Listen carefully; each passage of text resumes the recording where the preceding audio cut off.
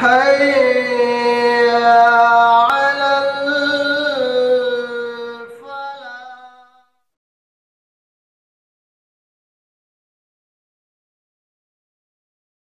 السلام علیکم ورحمۃ اللہ وبرکاتہ۔ تمام تعریفیں اللہ تعالیٰ کے لیے ہے اور لاکھوں کروڑوں درود و سلام ہو تمام نبیوں پہ، بالخصوص جناب محمد رسول اللہ صلی اللہ علیہ وسلم کی ذات گرامی۔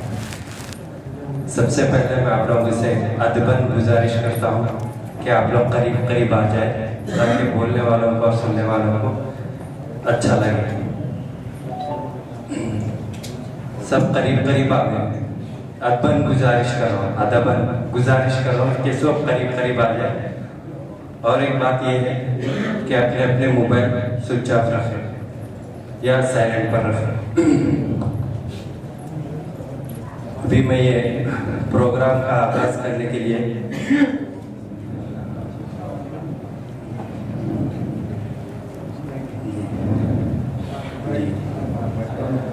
اور جو باہر بیٹھ کے ہیں یا ٹہل رہے ہیں سب سے گزارش کر رہا ہوں کہ وہ مسجد اعلیٰ میں تشریف لا لیں، مسجد کے اندر آ جائے، اور جو کوئی بھی موبائل آف نہیں کرے آف کر لے یا سائلنٹ پر کر لے۔ تو ابھی میں اس پروگرام کا آغاز کرنے کے لیے تلاوت کلام پاک کا پروگرام کا آغاز کرنے کے لیے میں شیخ عبدالرحمن کو دعوت دیتا ہوں کہ وہ آئے، تلاوت کلام پاک سے اس پروگرام کا آغاز کریں۔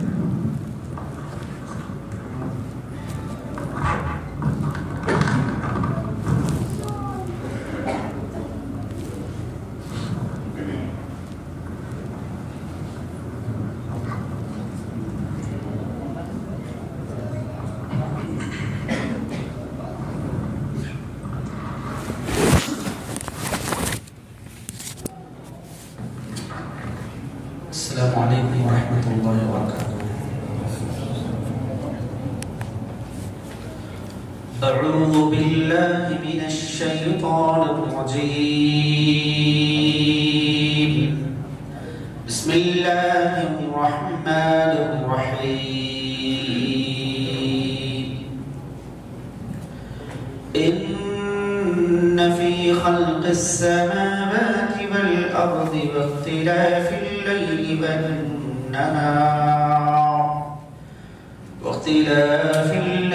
والنهار لآيات لأولي الألباب الذين يذكرون الله قياما وقعودا وعلى جنوبهم ويتفكرون في خلق السماوات والأرض ربنا ما خلقت هذا باطلا سبحانك فقنا عذاب النار ربنا إنك من تدخل النار فقد أخزيته وما للظالمين من أنصار ربنا إننا سمعنا مناديا ينادي للإيمان أن آمنوا بربكم فآمنا ربنا فاغفر لنا ذنوبنا وكفر عنا سيئاتنا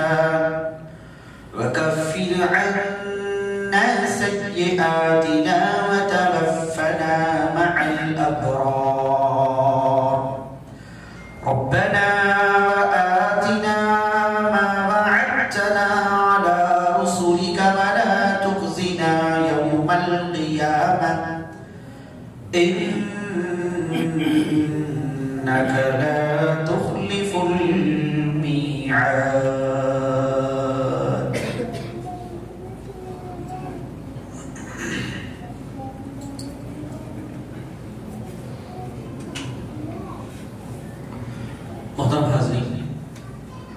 جیسا کہ ہم سب جانتے ہیں کہ ہمارے آج کے یہاں جمع ہونے کا مقصد یہ ہے کہ ہمارے درمیان عصر حاضر کے جید عالم دین فضیلت الشیخ علامہ حافظ جلال الدین قاسمی حفظہ اللہ تشریف فرمائے ہیں۔ الحمدللہ شیخ کی شخصیت اہل علم طبقے میں عوام میں محتاج تعارف نہیں ہے۔ شیخ اپنے آپ میں یوں سمجھیے کہ شیخ ایک انجمن ہے، ہر فن مولا ہے، استاذ عالم دین ہے۔ آپ وہ ہیں جن سے علماء بھی استفادہ کرنے میں یوں سمجھیے اپنی خوش نصیبی محسوس کرتے ہیں۔ تو میں بڑے ہی ادب و احترام کے ساتھ شیخ محترم کو دعوت دیتا ہوں کہ آپ تشریف لائیں اور اپنے خطبے سے، اپنے خطاب سے ہم تمام کو مستفید فرمائیں۔ فلیتفضل مشکورا۔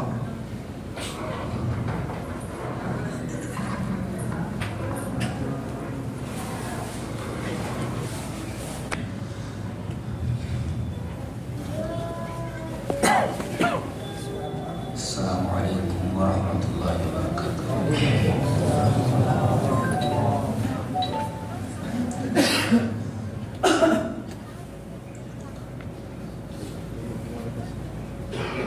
ان الحمد للہ نحمده ونستعینه ونستغفره ونعوذ باللہ من شرور انفسنا ومن سیئات اعمالنا من يهده الله فلا مضل له ومن يضلل فلا هادي له واشهد ان لا اله الا الله وحده لا شريك له واشهد ان محمدا عبده ورسوله يا ايها الذين امنوا اتقوا الله حق تقاته ولا تموتن الا وانتم مسلمون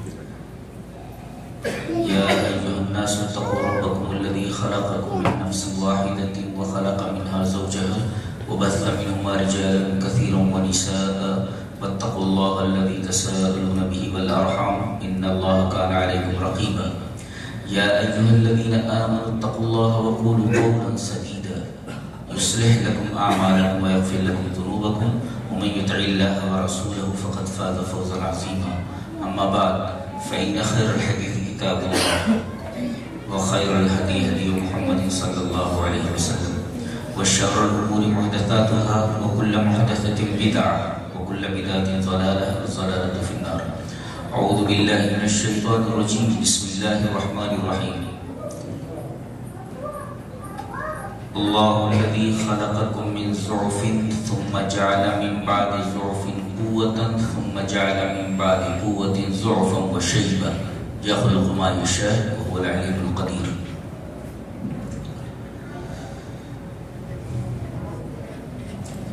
خطبہ مسنونہ کے بعد میں نے سورہ روم کی ایک آیت تلاوت کی۔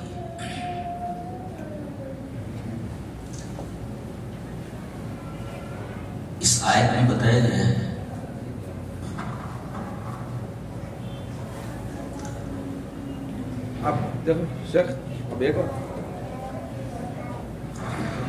ٹیپ لے آئے ٹیپ چپکا تو میں یہ کہہ رہا تھا کہ خطبہ مسنونہ کے بعد میں نے سورہ روم کی ایک آیت کریمہ تلاوت کی جو 21ویں پارے میں ہے، جس میں بتایا گیا ہے کہ انسانی زندگی کے 3 اسٹیجز ہیں، 3 مراحل ہیں۔ ایک مرحلہ ہے بچپن کا، جس میں انسان کمزور ہوتا ہے۔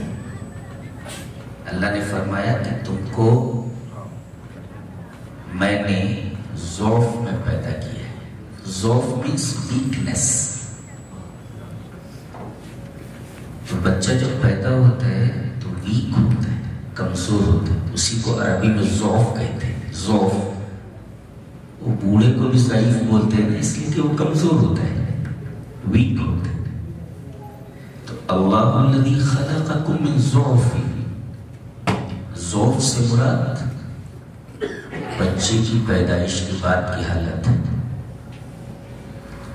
اور پھر یہ ویکنس، یہ ضعف ختم ہو جاتا ہے اور اللہ اسے قوت کے مرحلے میں داخل کر دیتا ہے، جس کو کہتے ہیں ہم اسٹرانگنیس، اسٹرانگ ہو جاتا ہے، اس لیے کہ ویک کا این اپوزٹ اسٹرانگ، مضبوط ہو جاتا ہے، جس کو عربی میں قوت کہا جاتا ہے، جو اس آیت کریمہ میں اللہ الذی خلقکم من ضعف ثم جعل من بعد ضعف قوۃ،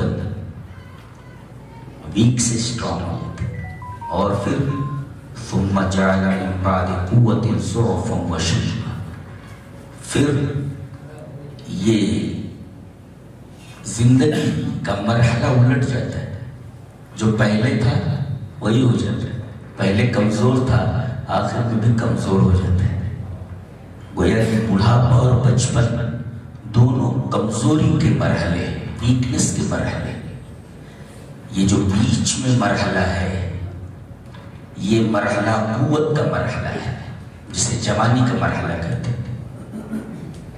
پھر سے دیکھیں، انسانی زندگی کے 3 اسٹیجز، 3 مراحل، بچپن، جوانی، بڑھاپا۔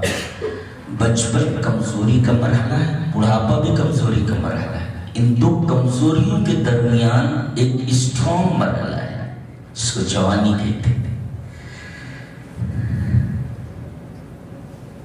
یہ جو مرحلہ ہوتا ہے عربی میں اس کو شباب کہتے ہیں، جوانی، اور اس سے متصف جو شخص ہوتا ہے اسے شاب کہا جاتا ہے، شاب، جوان، شاب۔ زندگی کے ان 3 مرحلوں میں اللہ کے نزدیک سب سے اہم اور سب سے قابل قدر وینوٹ مرحلہ یہی بیچ والا مرحلہ ہے، اور اس مرحلے کی عبادت اللہ کو بہت پسند ہے۔ دلیل یہ حدیث پاک ہے، وعن ابی ہریرہ رضی اللہ تعالی عنہ عن النبی صلی اللہ علیہ وسلم قال سبعة يظلهم الله في ظله يوم لا ظل إلا ظله الإمام العادل وشاب نشأ بعبادة الله ورجل قلبه معلق بالمسجد ورجلان تحابا في الله اجتمعا عليه وتفرقا عليه ورجل دعته امرأة ذات منصب وجمال فقال إني أخاف الله ورجل تصدق بصدقة فأخفاها حتى لا تعلم شماله ما تنفق يمينه ورجل ذكر الله خاليا ففاضت عيناه، رواه مسلم کی کتاب الزکاة۔ حضرت امام مسلم رحمہ اللہ اس حدیث کو ایسی مسلم شریف کتاب الزکاة میں لائے۔ حضرت ابو ہریرہ فرماتے ہیں کہ نبی اکرم صلی اللہ علیہ وسلم نے ارشاد فرمایا کہ 7 آدمی ایسے ہیں جو حشر کی خوفناک گرمی میں، یعنی دنیا کی گرمی ہم نہیں برداشت کر پاتے، اس سے بچنے کے لیے نہ جانے کون کون سے تدارک اور کون کون سے طریقے اختیار کرتے ہیں، کولر ہے، اے سی ہے، جبکہ سورج ہم سے بہت دور ہے، سائنس کے طلبہ جانتے ہیں کتنی دور ہے، اور سورج جب انتہائی قریب آ جائے گا اس وقت گرمی کا کیا حال ہوگا۔ اب ایسے میں اگر آدمی کو ٹھنڈک مل جائے تو کتنا سکون ملے گا۔ اللہ فرماتا ہے 7 آدمی ایسے ہیں کہ اس خوفناک گرمی میں میرے عرش کا سایہ انہیں نصیب ہوگا۔ پہلا ہے الامام العادل، انصاف کرنے والا حکمران، ایک۔ دوسرے نمبر پہ وہ شاب نشأ بعبادت اللہ، ایسا نوجوان جس کی پرورش ہی اللہ کی عبادت میں ہوئی۔ ایک نقطہ اس میں شاب تو ٹھیک ہے، نشأ بعبادت اللہ کا کیا مطلب ہے؟ اصل میں شاب جو ہے نا، یہ شب یا شبو سے بنا ہے عربی کے، اور شبن نارا کا مطلب ہوتا ہے آگ کو کسی نے روشن کیا، تو گویا کہ شاب کا جو مادہ ہے مادے کے اندر حرارت اور گرمی داخل ہے. شبر شب مانے روشن کرنا. تو شاب کا مطلب ہوتا ہے جس کے اندر حرارت ہو.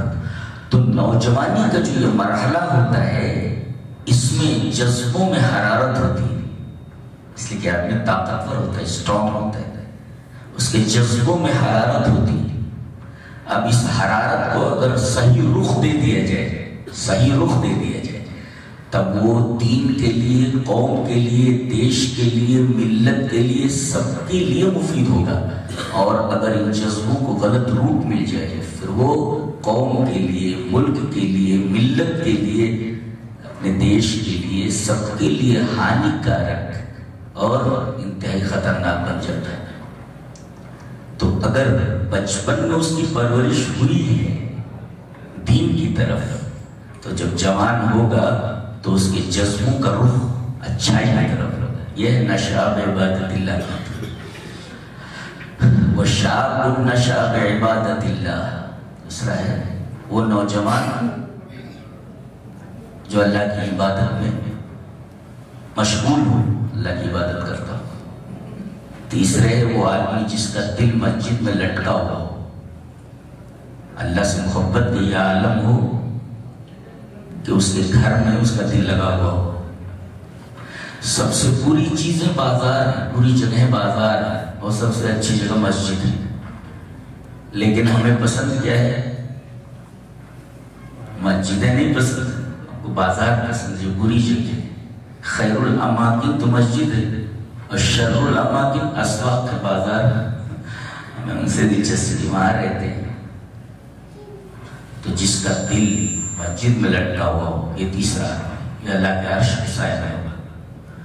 اور دو لوگ ایسے کہ صرف اللہ کے لیے محبت کریں، اللہ کے لیے جمع، اللہ کے لیے الگ ہو جائیں. دشمنی اللہ کے لیے اور محبت اللہ کے لیے. ایسے دونوں لوگوں کو بلایا جائے گا ہمارے عرش کے نیچے آ جائے.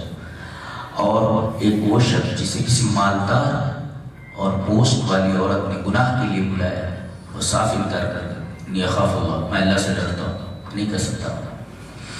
چھٹا وہ آدمی جس نے صدقہ کیا دائیں ہاتھ سے بائیں ہاتھ کو پتہ نہیں چلا. آج عالم یہ ہے کہ 10 روپے کسی غریب کو دیتا ہے تو چاروں طرف دیکھتا ہے کہ لوگ مجھے دیکھ رہے ہیں کہ نہیں، کہ میں نے پھٹا جوتا دے کر کے حاتم طائی کی قبر پہ لات مار دی. دیکھتے ہے کہ نہیں؟ تو صدقہ دے اور اس کو چھپائے، لیکن جہاں ضرورت ہو اعلان کرنے کے اعلان کر، تاکہ دوسرے لوگوں کو ترغیب دی.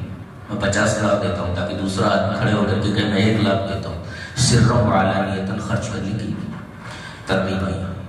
اور آخری آدمی ہے وَرَجُلٌ ذَكَرَ اللَّهَ خَالِيًا، تنہائی میں ہوا اور اپنی کتابی زندگی کے اوراق پلٹنے لگا، کہاں کہاں مجھ سے خطائیں ہوئی، اور اپنے گناہوں کو دیکھ کر کے یاد کر کے رو پڑا. اللہ کو آنسو بہت پسند ہے، اور وہ سب کو معاف کر دے. اس کو کون پوچھنے والا ہے؟ کوئی پوچھنے والا ہے؟ اللہ فرماتے ہیں میں فلاں گنہگار کو معاف کر دیتا ہوں. اللہ I don't care، معاف کر دے. کون تیری اوقات ہے تو مجھ سے پوچھے گا میں کیوں معاف کر دے رہا ہوں؟ اسے کون معاف، اسے کون پوچھے گا؟ تو آنسو اللہ کو پسند ہے. تنہائی میں اپنے گناہوں کو یاد کر کے رونے والا اللہ تبارک و تعالیٰ کے عرش کے سائے میں. استدلال یہ کرنا ہے کہ 7 آدمی جنہیں حشر کی خوفناک گرمی میں اللہ کے عرش کا ٹھنڈا ٹھنڈا سایہ نصیب ہوگا، ان میں ایک وہ نوجوان ہے جو نوجوان اللہ کی عبادت میں اپنے اوقات گزارتا ہو. اب نوجوان یہاں دیکھیں ٹھہر کر کہ 24 گھنٹے میں وہ موبائل کو کتنا وقت دیتے ہیں اور اللہ کی عبادت کے لیے کتنا وقت نکالتے ہیں. یہ لمحہ فکری ہے، سوچنے کا مرحلہ ہے. تو شاب کہتے ہیں جس کے جذبوں میں حرارت. 2 لفظ آتے ہیں، ایک ہے فتح اور ایک ہے شاب. شاب کہتے ہیں بلوغت سے لے کر کے، آدمی بالغ ہو گئے، بلوغت سے لے کر کے، یعنی تبدو بالبلوغ و وتنتهي الى الاربعین، بالغ ہونے سے لے کر 40 سال تک کا جو دورانیہ ہے یہ شباب کا دورانیہ ہے۔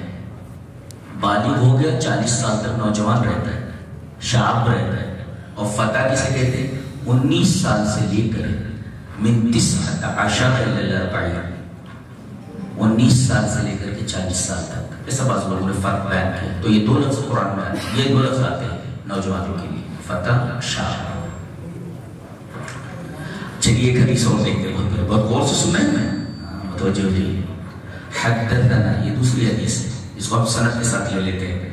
حدثنا آدم حدثنا شعبۃ حدثنا محارب بن دثار قال سمعت ابن عمر رضی اللہ تعالی عنہما یقول قال النبی صلی اللہ علیہ وسلم مثل المؤمن كشجرة خضراء لا يسقط ورقها ولا يتحات فقال القوم هي الشجرة كذا هي الشجرة كذا فأردت أن أقول هي النخلة وأنا غلام شاب فاستحييت فقال هي النخلة۔ رواه البخاری کی کتاب الادب۔ حضرت امام بخاری رحمہ اللہ اس پوری حدیث کو اسی کتاب الادب کے اندر لائے، بڑی پیاری حدیث ہے، ہم اس حدیث کی انالیسس کرنا چاہتے ہیں۔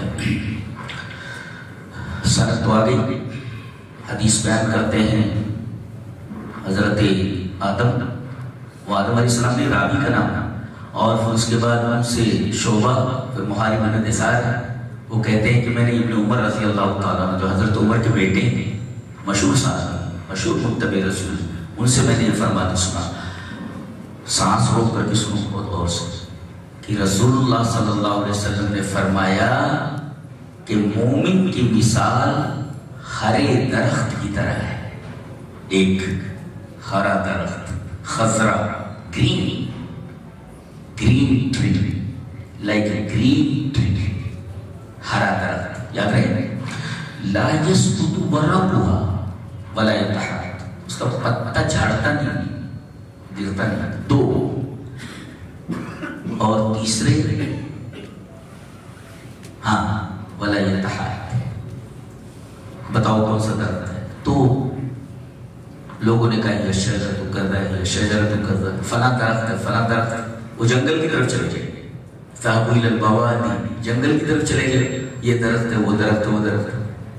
حضرت ابن عمر فرماتے ہیں میں بھی اس وقت نوجوان نہ غلام شاب، میں نوجوان تھا، میں نے چاہا کہ کہہ فَأَرَدْتُ أَنْ أَقُولَ هِيَ النَّخْلَةُ، یہ کھجور کا درخت، میں بولنا چاہ رہا تھا، لیکن بڑے لوگ ہوں بیٹھے ہوئے تھے، حضرت ابوبکر بیٹھے ہوئے، حضرت عمر بیٹھے ہوئے، بڑے بڑے صحابہ بیٹھے ہوئے، کہہ رہے تھے سوال کا جواب مجھے معلوم تھا لیکن مجھے حیا آئی، فَاسْتَحْيَيْتُ، یہ دیکھ رہے ہیں ادب۔ تو ایک نوجوان کو بڑوں کا کس قدر ادب کرنا چاہیے، کتنی توقیر کرنا چاہیے۔ آج تو بڑوں کے سامنے نوجوان کھڑے ہو کر کے سگریٹ پیتے ہیں، ادھر سے گزرتے ہیں، بڑے تو موبائل میں لگے رہتے ہیں، نہ سلام ہے نہ کلام ہے، لگتا نہیں کہ مسلمان نوجوان۔ کہتے ہیں وہ اس علمی مجلس میں موجود تھا، مجھے سوال کا جواب معلوم ہے لیکن بڑوں کا ادب اتنا پیش نظر ہے کہ میں نے سوال کا جواب جاننے کے باوجود میں نے جواب نہیں دیا، کیوں؟ فَاسْتَحْيَيْتُ، مجھے حیا آئی۔ تو نبی کریم صلی اللہ علیہ وسلم نے خود بتا دیا، کہا کہ تم لوگ جو جواب دے رہے ہو جواب غلط ہے، ہی النخلہ، یہ کھجور کا درخت ہے۔ حدیث کی انالیسس کریں، مومن کی مثال ہرے درخت کی طرح ہے، ہرے درخت، گرین مناظر جو ہوتی ہے نا، گرین سینز جو ہوتے ہیں ہرے، آدمی امس بھرے ماحول سے شہر کے نکل کر جنگلوں کی طرف جاتا ہے، آبشاروں کی طرف جاتا ہے، کیوں؟ ہریالی دیکھنے کے لیے۔ اس کا مطلب ہے ہریالی سے آنکھوں کو لذت ملتی ہے، بدن کو سکون ملتا ہے، روح کو تازگی ملتی ہے۔ ہرا جو ہے رنگ بہت ہی بہترین رنگ ہے، اور یہ بات آپ کو یاد رکھنی چاہیے کہ جنت کا پورا منظر گرین ہے، جی جنت کا پورا منظر گرین ہے، یہاں تک کہ اس کے کپڑے بھی جنتیوں کے گرین ہیں، جی اب بتاؤ گرین میں کپڑے گرین ہوں تو منظر کے ساتھ میچنگ کتنی خوبصورت ہے. قرآن حکیم پڑھ کر دیکھو. سندس من خضر، کپڑا ایک تو ریشم کا ہے، باریک سندس ہے، وہ پھر ہرے رنگ کا ہے، ہرے رنگ کا ہے. اور جنت کا پورا منظر گرین ہے، بہت خوبصورت منظر ہے، گرین. تو مومن جب ہرے درخت کی طرح ہے تو مومن کو کیسے رہنا چاہیے؟ لوگ اس کے پاس آئیں اپنے دل کو، اپنی نظر کو اور اپنے بدن کو تازگی دینے کے لیے. آج تو مسلمانوں سے لوگ بھاگتے ہیں. یہ میں انالیسس کر رہا ہوں اس حدیث کی، ایک حدیث کا طالب علم ہونے کی حیثیت سے. ویسے میں بیسیکلی میں قرآن کا طالب علم ہوں، لیکن چونکہ قرآن اور حدیث دونوں ایک ہی چیز ہے تقریباً، تو میں اس کی انالیسس کر رہا ہوں. تو ہرا منظر دیکھنے کے لیے لوگ آتے ہیں، تو تم ایسے بنو کہ لوگ تمہارے پاس آئیں اپنے مسائل لے کر، اپنی روح کو، اپنے بدن کو تسکین دینے کے لیے، اپنے مسائل کو حل کرنے کے لیے. ایک اور دوسرے یہ کہ اس کا پتا گرتا نہیں، یعنی جب تک درخت رہتا پتا گرتا نہیں، اس کا مطلب ہمیشہ سایہ دیتا ہے. تو جب تک زندہ رہو تب تک دوسروں کو فائدہ پہنچاؤ. مومن فائدے کے لیے ہوتا ہے، فائدے کے لیے پیدا ہوتا ہے، دوسروں کو فائدہ پہنچائے. اس کا پتا گرتا نہیں، یعنی برابر اس کو اللہ تبارک تعالیٰ نے اس طرح رکھا ہے کہ وہ سایہ دیتا رہتا ہے. تو جب تک زندہ رہو دوسروں کو آرام پہنچاؤ، دوسروں کو سکون دو، چاہے اپنے انہیں کا غیر سب کو. اس لیے کہ درخت یہ تمیز نہیں کرتا کہ نیچے مسلمان کھڑا ہے غیر مسلم کھڑا ہے. جی لا يسقط ورقه ولا يتحات، اس کے پتے جھڑتے نہیں، گرتے نہیں. اور ایمان سے بڑی گہری مناسبت ہے اس کی. جی ایمان نام ہے 3 چیزوں کے مجموعے کا. ایک تو تصدیق بالقلب، دل سے یقین ہو، قول باللسان، زبان سے اقرار ہو، اور عمل بالارکان، اور اعضاء سے عمل ہو. یعنی دل سے تصدیق ہو، زبان سے اقرار ہو، اور ارکان سے اعضاء و جوارح سے عمل ہو. دیکھیے درخت کے اندر بھی 3 چیزیں ہوتی ہیں، ایک جڑ ہوتی ہے، ایک تنا ہوتا ہے، ایک فرع ہوتی ہے. ان 3 چیزوں کے مجموعے کا نام درخت ہے. تو اسی طرح ایمان مثل المؤمن کشجرۃ، ایمان کے اندر بھی یہ 3 چیزیں ضروری ہیں. جس طریقے سے 3 چیزیں ضروری ہیں ایمان کے لیے، ویسے ہی 3 چیزیں ہوتی ہیں درخت کے اندر، جڑ، تنا اور ڈالیاں، شجر. اس کا نام، تینوں کے مجموعے کا نام شجر ہے. صرف جڑ کو شجر نہیں کہتے، صرف تنے کو شجر نہیں کہتے. اسی طریقے سے صرف شاخوں کو شجر نہیں کہتے، پتوں کو شجر نہیں کہتے، بلکہ ان تینوں کے مجموعے کا نام شجر ہے، ٹری ہے. ایسے ہی ایمان صرف دل کی تصدیق کا نام نہیں ہے، قول باللسان کا نام نہیں ہے، اسی طریقے سے عمل بالارکان کا نام نہیں ہے، بلکہ تینوں کے مجموعے کا نام ایمان ہے. تو مثل المؤمن کشجرۃ میں یہ ربط ہے، مثال اور محمد صلی اللہ علیہ وسلم میں یہ ربط ہے.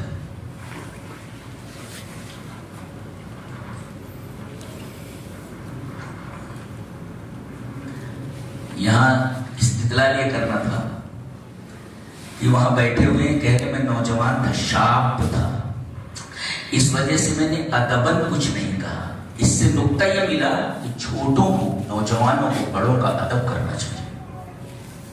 یہ اسلام کی تعلیم ہے. ایک اور حدیث لے لیں، حدیث اس طرح.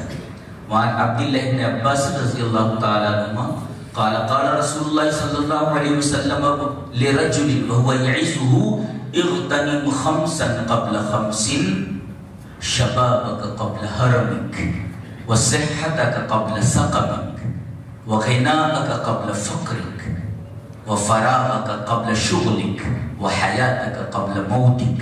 رواه الحاکم فی المستدرک فی کتاب الرقاق. حضرت امام حاکم رحمہ اللہ حدیث کی کتاب مستدرک علی الصحیحین میں کتاب الرقاق کے اندر یہ روایت لائے حضرت عبداللہ ابن عباس سے. حضرت عبداللہ ابن عباس رضی اللہ تعالیٰ عنہ فرماتے ہیں کہ رسول اللہ صلی اللہ علیہ وسلم نے ایک آدمی سے کہا، اور آپ اس کو نصیحت کر رہے تھے. نصیحت کرتے ہوئے آپ نے کیا کہا؟ 5 چیزوں سے پہلے غنیمت سمجھ لیں. غنیمت کس کو کہتے ہیں؟ غنیمت کا مطلب ہوتا ہے جب 2 لشکر آپس میں لڑے اور ایک لشکر ہار گئے اور اپنے سامان وامان سب چھوڑ کر کے بھاگ گئے. تو یہ جو سامان چھوڑ کر کے بھاگ گئے یہ مال غنیمت ہے، یعنی اس میں کچھ پیسہ نہیں لگا آپ کا، فری میں آپ کو مل گئے. تو فری میں لے لو، غنیمت سمجھ لو اس کو. 5 چیزوں کو 5 چیزوں سے پہلے غنیمت سمجھ لو کہ فری میں مل رہے ہو. لشکر چھوڑ کر کے بھاگ گیا ہے. کیا ہے؟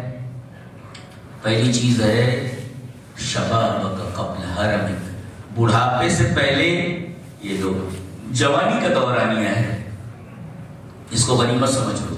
اس لیے کہ جب بڑھاپے میں چلے جاؤ گے تو جتنی عبادتیں کرنا چاہو گے نہیں کر سکتے، جوانی میں کر سکتے ہو.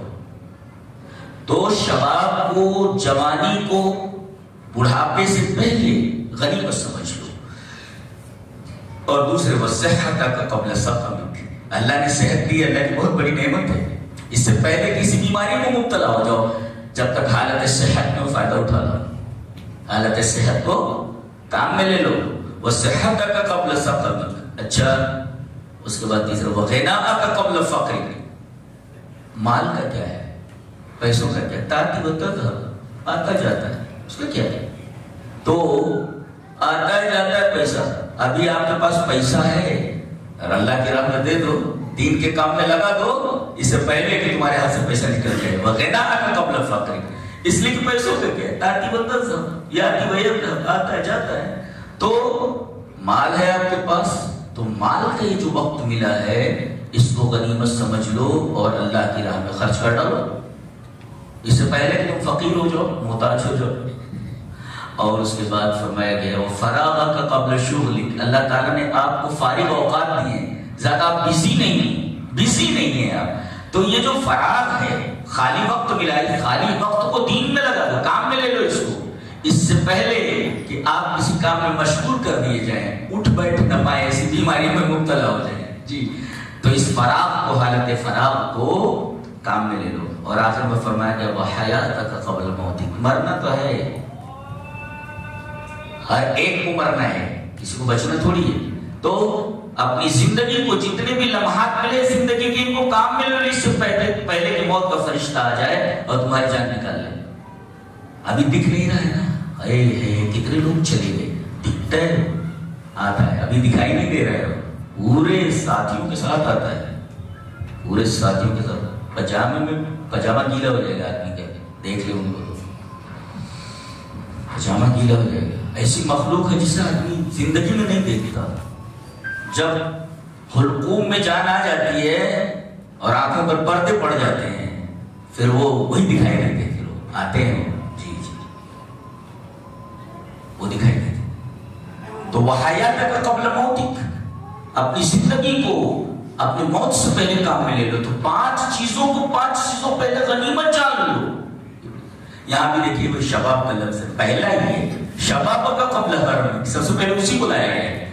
یعنی شباب یعنی جوانی کا وقت ایک بہترین وقت ہوتا ہے، اس کو کام میں لے آنا چاہیے.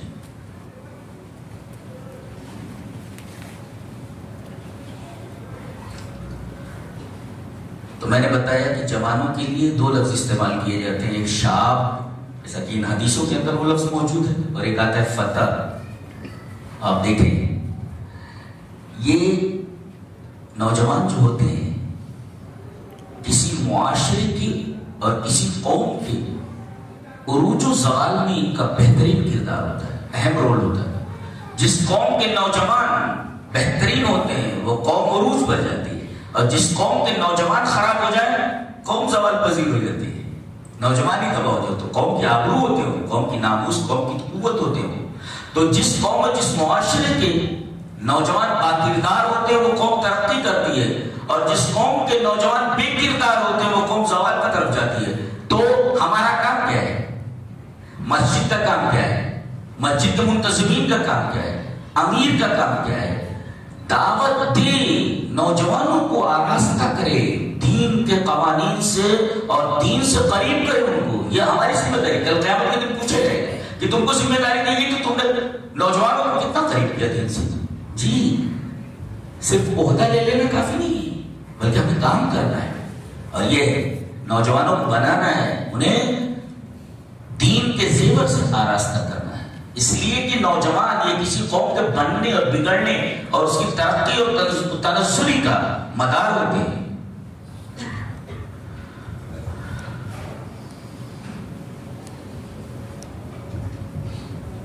اصحاب کہف کا تذکرہ سنا ہے اللہ تعالیٰ نے فرمایا نحن نقص علیک نبأهم بالحق انہم فتیۃ آمنوا بربہم وزدناہم ہدی. دیکھو فتح کی جمع ہے, فتح مانے جوان, یہ دوسرا لفظ ہے جوان کے لیے, کہ ہم ان کا واقعہ اصحاب کہف کا ٹھیک ٹھیک بیان کرتے ہیں. کیسے؟ وہ چند نوجوان تھے, انہم فتیۃ, چند نوجوان تھے, آمنوا بربہم, اپنے رب پر ایمان لائے اور کی ہدایت ہمیں زیادہ کر دی. یہاں تک تو ٹھیک ہے. آگے جو بیان کیا جا رہا ہے وہ بہت حیرت انگیز ہے. آپ سورہ کہف پڑھتے ہیں نا جمعہ کے دن, کبھی ترجمے کے ساتھ بھی پڑھو کہ کیا مطلب ہوتا ہے اس کا. یہ چند نوجوان ہیں بیچارے, ہیں 18 سال کے, 20 سال کے, 25 سال کے نوجوان ہیں, 9 ہیں, 8 ہیں, کتنے ہیں, 7 ہیں, اور بڑے گھروں کے. بڑے گھروں میں کیسے ہیں؟ اس لیے کہ بادشاہ نے ان کو سوچنے کا موقع دیا تھا. وَإِذِ اعْتَزَلْتُمُوهُمْ, عزلت میں جا کر کے, عزلت میں جا کر کے, تنہائی میں جا کر کے ذرا غور کرو کہ تم نے جس دین کو قبول کیا وہ دین ٹھیک نہیں ہے. انہیں جو سدھرنے کا, سوچنے کا موقع دیا گیا تھا, اس کا مطلب یہ بڑے گھر کے تھے. ورنہ اگر چھوٹے گھر کے ہوتے تو حکمران نے تھوڑی مشورہ دیا تھا سوچنے کا, فوراً گردن مار دی جاتی تھی. یہ بڑے گھر کے لڑکے تھے. یہاں بڑے گھر کے لڑکوں کا عالم یہ ہے کہ باپ کی کمائی کے اوپر بڑی بڑی موٹر سائیکلیں لے کر کے, پیٹرول ڈال کر کے بڑبڑ بڑبڑ کرتے پھرتے ہیں. موبائل لیے ہیں جناب علی, آئی فون ہے, یہ ہے, وہ لیے, اس میں پڑے رہتے ہیں. یہ نوجوان ہیں, دیکھو یہ بڑے گھروں کے لڑکے ہیں. اللہ نے فرمایا نحن نقص علیک نبأهم بالحق انہم فتیۃ آمنوا بربہم وزدناہم ہدی. ہم ٹھیک ٹھیک قصہ بیان کر رہے ہیں کہ یہ چند نوجوان تھے جو اپنے رب پر ایمان لائے, اس لیے کہ پوری حکومت مشرکانہ تھی. یہ ایمان لے آئے, انہوں نے شرک سے توبہ کی اور توحید اختیار کر لی. بادشاہ نے ان بڑے لوگوں سے کہا کہ اپنے بیٹوں کو ہمارے دربار میں لاؤ. اب ظاہر ہے کہ دربار میں لانا بولے تو فوج کھڑی ہے, پولیس کھڑی ہے, جان خطرے میں ہے.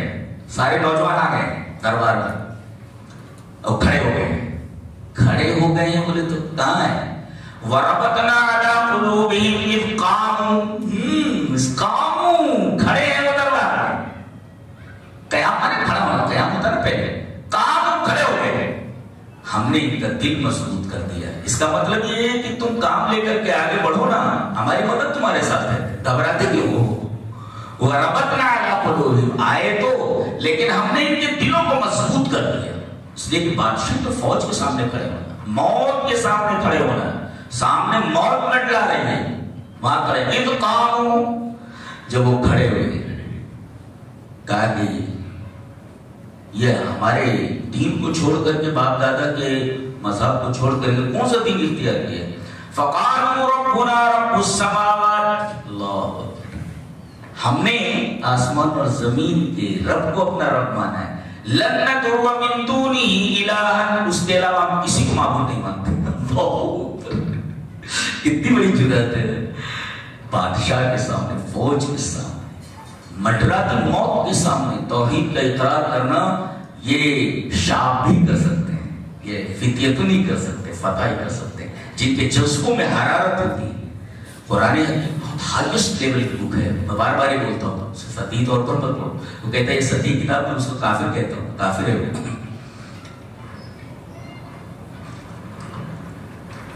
ہم نے ان کا دل مضبوط کر دیا. اچھا عجیب بات تو یہ ہے, پہلے آدمی کھڑا ہوتا ہے, پھر کہا جاتا ہے کہ بھئی اب ہم دل مضبوط کر رہے ہیں. اللہ فرما رہے ہیں نہیں, کھڑے ہونے سے پہلے ہم نے ان کے دل مضبوط کر دیے. اس لیے ربطنا علی قلوبہم پہلے, اس قانون بعد میں ہے, جبکہ قیام پہلے ہوتا ہے, ربطنا علی قلوبہم بعد میں ہوتا ہے. اللہ نے فرمایا کہ جب ان کو دربار میں حاضری کا حکم دیا گیا تو پہلے سے ہم نے ان کے دل کو مضبوط کر دیا. گھبرانا نہیں, بولے ہم تمہارے ساتھ ہیں. وَرَبَطْنَا عَلَىٰ قُلُوبِهِمْ, اور ایک نقطہ یہ بھی ملا کہ آدمی کا دل اکھڑ جائے تو اس کے پیر اکھڑ جاتے ہیں. اگر دل ثابت نہ ہو تو پیر ثابت نہیں رہتے. دل مضبوط ہو تو پھر پیر مضبوط ہوتے ہیں. اگر دل مضبوط نہ ہو تو پیر اکھڑ جاتے ہیں میدان جنگ میں. وَرَبَطْنَا عَلَىٰ قُلُوبِهِمْ إِذْ قَامُوا، جب وہ کھڑے ہوئے دربار میں تو ہم نے ان کے دل کو مضبوط کر دیا اور انہوں نے کہا فَقَالُوا رَبُّنَا رَبُّ السَّمَاوَاتِ وَالْأَرْضِ، زمین اور آسمانوں کے رب کو ہم نے رب مانا ہے. اور لَن نَدْعُوَ مِن دُونِهِ إِلَٰهًا لَا إِلَٰهَ إِلَّا اللَّهُ، یہی مطلب ہے لَن نَدْعُوَ مِن دُونِهِ إِلَٰهًا. اور ہم بیٹھے ہوئے لَن نَدْعُوَ مِن دُونِهِ إِلَٰهًا کا مطلب ڈائریکٹ یہی ہوتا ہے لا الہ الا اللہ، ہم اللہ کے علاوہ کوئی الہ نہیں مانتے. جی نکرہ تحت نفی ہے، لن بھی نکرہ ہے اور لن نکرہ اور الہ نکرہ ہے اور لن حرف نفی ہے. نکرہ تحت نفی تو عموم کا فائدہ دیتا ہے، جیسے لا الہ الا اللہ ہے، اللہ کے علاوہ کوئی معبود نہیں. یہ کہہ رہے ہیں کہ ہم ہرگز اللہ کے علاوہ کسی کو عبادت کے لائق نہیں سمجھتے. الہ وہی ہے لا الہ الا اللہ، الہ وہی ہے الہ لا الہ الہ وہی ہے. لن ندعو من دونی الہ، اور کہہ بھی رہے دلیل بھی دے رہے اگر ہم اللہ کے علاوہ کسی کو معبود کہہ دیں مان لیں تو بڑی بیجا بات ہوگی. شتت کہتے ہیں بیجا بات، یہ چیز مناسب نہیں ہے اور یہ چیز مناسب ہے. تو کہتے ہیں کہ اگر ہم یہ کہتے ہیں کہ اللہ کے علاوہ بھی کوئی معبود ہے تو یہ بڑی بیجا بات ہوگی، نامناسب بات ہوگی، غیر موضوع. اس کا مطلب اللہ تبارک تعالیٰ کے علاوہ کسی کو معبود ماننا دنیا کی سب سے نامناسب بات ہے. اس سے نامناسب بات اور غیر موضوع بات ہو ہی نہیں سکتی. شتت بولتے اس کو، شتت. یہاں لڑکے شتک میں پھنسے ہوئے ہیں، شتک چھوڑ کر کتنے شتک مارے بولتے ہیں نا دلہ ہے، دلی ڈنڈے میں پھنسا تھا بیچارے. تو الہ لقد قلنا اذا شتتا، دیکھیں کھڑے ہیں، اللہ نے ان کے دل کو مضبوط کر دیا. اور انہوں نے جتنی بڑی جرات کی ہے، یہ بالکل ریئر لوگ تھے، ریئر بچے تھے، ریئر. تو اللہ تبارک تعالیٰ نے ان کی داستان کو ریئر بنا دیا. 300 سال تک سلا دی. اور ساتھ میں کتا تھا، وہ کتے کو بھی اللہ تبارک تعالیٰ نے آیت بنا دی، نشانی بنا دیا. ایک نجس جانور جو اگر برتن میں منہ ڈال دے تو سب سے 7 مرتبہ دھلو پاک نہیں ہوتا، ان کے ساتھ رہنے کی وجہ سے اللہ تعالیٰ نے اس کو بھی 300 سال تک سلا دیا تو کتے کو. تو اللہ فرما رہا ہے یہ نوجوان تھے جنہوں نے وقت کے حکمراں کی آنکھوں میں آنکھیں ڈال کر توحید کا اقرار کیا. یعنی اس کا مطلب یہ کہ نوجوانوں کا جو پہلا اسٹیپ ہے، پہلا جو کام ہے وہ توحید کا اقرار ہے اور توحید کو پھیلانا ہے. سب سے بڑا کام یہی ہے. یہ دیکھو یہاں انہوں نے توحید قبول کیا اور توحید کے لیے اپنا گھر بار سب کچھ چھوڑ دیا، غار میں جا کر پہنچ گئے، چھوڑ دیا سب. اللہ اکبر، اپنے گھر کو چھوڑ دینا، دوستوں کو چھوڑ دینا، اللہ کے لیے چھوڑ دینا کتنی بڑی بات ہے. عیش و آرام چھوڑ دینا، اپنا گھر چھوڑ دینا، اپنے دوستوں کو چھوڑ دینا، ماں باپ کو چھوڑ دینا، بہت دل مردے کا کام ہے.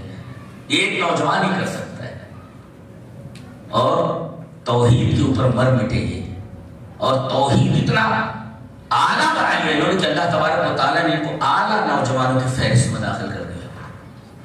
ان کو آیت بنا دیا، نشانی بنا دیا اللہ تعالیٰ. 300 سال تک سوتے رہے اور ان کے لیے اس غار میں خاص انتظام ہے، ہوا کا، روشنی کا، کیڑے نہ لگے بدن کو، سوتے رہے. کانوں کے اندر ہم نے مہر لگا دی، کوئی آواز نہیں سن سکتے تھے کہ چار چائے وغیرہ. حضرت یوسف علیہ السلام جیل میں چلے گئے، یہ تو غار میں چلے گئے، وہ جیل میں چلے گئے. وَدَخَلَ مَعَهُ السِّجْنَ فَتَيَانِ، ان کے ساتھ 2 نوجوان آئے ہیں. یہاں بھی فتح کی، یہاں بھی 2 نوجوان آئے. دونوں نے خواب دیکھا. خواب کی تعبیر بتانے سے پہلے انہوں نے انہیں توحید کی دعوت دی. کہا کہ توحید کی دعوت دیتا ہوں میں تمہیں. کیا دعوت دی؟ أَأَرْبَابٌ يَا صَاحِبَيِ السِّجْنِ، اے میرے جیل کے ساتھیوں، أَأَرْبَابٌ مُتَفَرِّقُونَ خَيْرٌ أَمِ اللَّهُ الْوَاحِدُ الْقَهَّارُ، کیا بہت سارے معبود بہتر ہیں یا ایک واحد القہار بہتر ہے؟ دیکھو جیل میں ہیں اور اپنے نوجوان ساتھیوں، خود نوجوان ہیں اور اپنے نوجوان ساتھیوں کو توحید کی دعوت دے رہے ہیں. تو نوجوانوں کا سب سے پہلا کام کیا ہے؟ توحید قبول کرنا، توحید کو مضبوط کرنا اور توحید کی دعوت دینا. حضرت ابراہیم علیہ السلام کی قوم جب عید کو جانے لگی، عید مناتے تو پتہ نہیں کس طریقے سے، اب وہ ان کے جو بت وغیرہ تھے وہ پیچھے چھوڑ گئے تھے، ان سے کہنے لگے چلو، بولے میں بیمار ہوں، یہ میں بیمار ہوں۔ اب وہ چلے گئے، واپس جب آئے تو دیکھا کہ سارے بت ٹوٹے ہوئے ہیں، اور جو بڑا والا بت ہے اس کے گلے میں کولہارا لٹکا ہوا۔ بولے یہ کس نے کیا تھا؟ حضرت ابراہیم نے یہی کہا تھا نا، ابراہیم کو پکڑ کر کے لاؤ، تو انہوں نے یہی کہا تھا انہیں سے پوچھ لو نا، یہ معبود ہے نا، بولتے ہو تو پوچھ لو، کیسے معبود ہے جو بول نہیں سکتے، اپنا حال نہیں بیان کر سکتے، یہ بیچارے معبود ہیں۔ اللہ، انسان جب بلند ہوتا ہے تو فرشتوں سے آگے نکل جاتا ہے، گرتا ہے تو کتوں سے بھی بدتر ہو جاتا ہے۔ جی کہنے لگے کون کر سکتا ہے ایسا ہمارے معبودوں کے ساتھ؟ قالوا سمعنا فتى یذکرہم، ہم نے نوجوان کو سنا ہے کہ ان کا ذکر کر رہا تھا، ان کا یہ جو ٹوٹے پڑے ہیں ان کا ذکر کر رہا تھا، یقال لہ ابراہیم، اس نوجوان کا نام ابراہیم ہے۔ دیکھو یہاں شرک کے مظاہر کو اس نوجوان نے ختم کر دیا۔ تو سب سے پہلا کام توحید ہے، توحید۔ نوجوانوں کا جو سب سے پہلا اسٹیپ ہے وہ توحید ہے، ایک کائنات کی روح ہے۔ جب تک توحید دنیا میں ہے تب تک یہ دنیا ہے، توحید ختم ہوئی۔ ایک بھی آدمی اگر موحد نہیں رہا قیامت نازل کر دی جائے گی۔ توحید سے زندہ ہے یہ کائنات، گویا کہ توحید اس کائنات کے دل کی دھڑکن ہے۔ اگر توحید نکل جائے کائنات کی موت ہو جائے گی، وہیں قیامت آ جائے گی۔ جی قالوا سمعنا فتى یذکرہم یقال لہ ابراہیم۔ اچھا، علم سیکھنے کے لیے باہر جانا پڑتا ہے۔ جی علم سیکھنے کے لیے حضرت موسیٰ علیہ السلام خضر کے پاس جا رہے ہیں علم سیکھنے کے لیے، ایک نوجوان کو ساتھ میں لے لیا۔ وَإِذْ قَالَ مُوسَىٰ لِفَتَاهُ لَا أَبْرَحُ حَتَّىٰ أَبْلُغَ مَجْمَعَ الْبَحْرَيْنِ أَوْ أَمْضِيَ حُقُبًا۔ حضرت موسیٰ علیہ السلام خضر سے ملنے کے لیے جا رہے ہیں علم سیکھنے کے لیے، تو علم سیکھنے کے لیے جا رہے ہیں، ساتھ میں ایک نوجوان کو لے لیا۔ انہوں نے اپنے نوجوان سے کہا، دیکھو فتح کا لفظ مانو، وَإِذْ قَالَ مُوسَىٰ لِفَتَاهُ، تو نوجوان ہوتے ہیں وہ تعلیم حاصل کرنے کے لیے نکلتے ہیں، اور علم حاصل کرنے کا بہترین زمانہ یہ جوانی کا زمانہ ہوتا ہے۔ کسی شاعر نے بڑا اچھا کہا ہے کہ در جوانی توبہ کردن شیوہ پیغمبریست، وقت پیری گرگ ظالم میشود پرہیزگار۔ بولتے ہیں کہ جوانی کے ایام میں عبادت کرنا یہ پیغمبروں کا طریقہ ہے۔ در جوانی توبہ کردن شیوہ پیغمبریست، جوانی میں توبہ کرنا یہ پیغمبروں کا طریقہ ہے، اور وقت پیری گرگ ظالم میشود پرہیزگار، بڑھاپے میں تو ظالم بھیڑیا بھی پرہیزگار بن جاتا ہے۔ میں بیٹھا ہوا میں بکری نہیں کھاتا بولتا ایسا بھیڑیا واللہ جس کو کہتے ہیں۔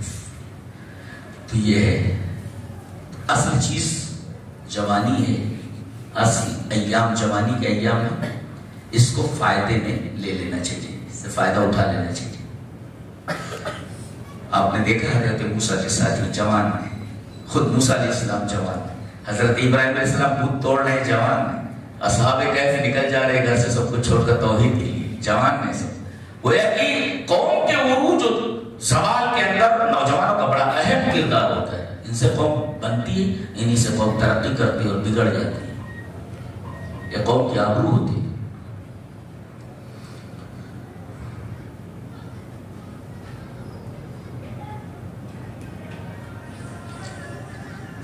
اب آگے بڑھتے ہیں، دیکھتے ہیں کہ حضرت موسیٰ علیہ السلام کا واقعہ ہے۔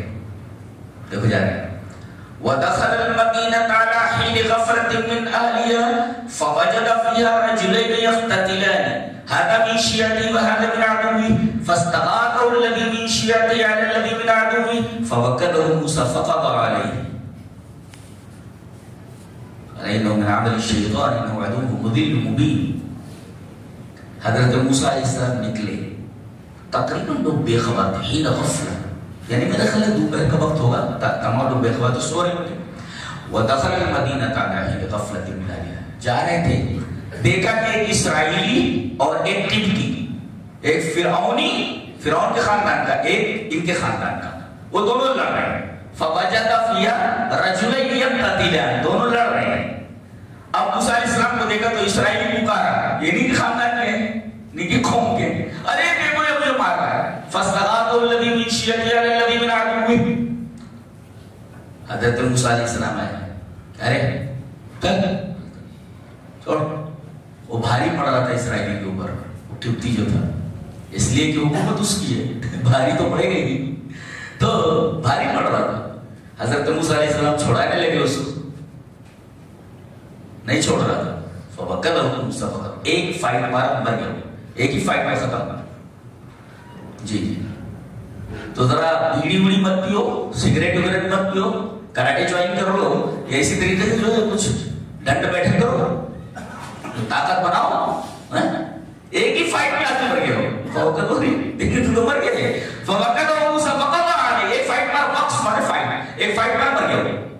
قال هذا من عمل الشیطان، کہا یہ تو شیطان کا عمل ہے۔ اس سے ایک نکتہ یہ ملا کہ چاہے مسلم ہو یا غیر مسلم ہو، بلا وجہ کسی کو قتل کر دینا جائز نہیں، یہ شیطانی عمل ہے۔ حضرت موسیٰ علیہ السلام کو احساس ہوا کہ غلط ہو گیا، مارنا نہیں چاہتے، یہ قتل عمد نہیں ہے، قتل شبہ عمد نہیں ہے، بلکہ قتل خطا ہے، غلطی سے ہو گیا۔ جی عام طور پر آدمی فائٹ سے مرنا نہیں ہے، تو گویا کہ قتل خطا ہے، تو مر گیا وہ۔ حضرت موسیٰ علیہ السلام کہہ رہے ہیں کہ یہ شیطانی عمل ہے، یعنی کسی کو قتل کرنا بلا وجہ ایک شیطانی عمل ہے۔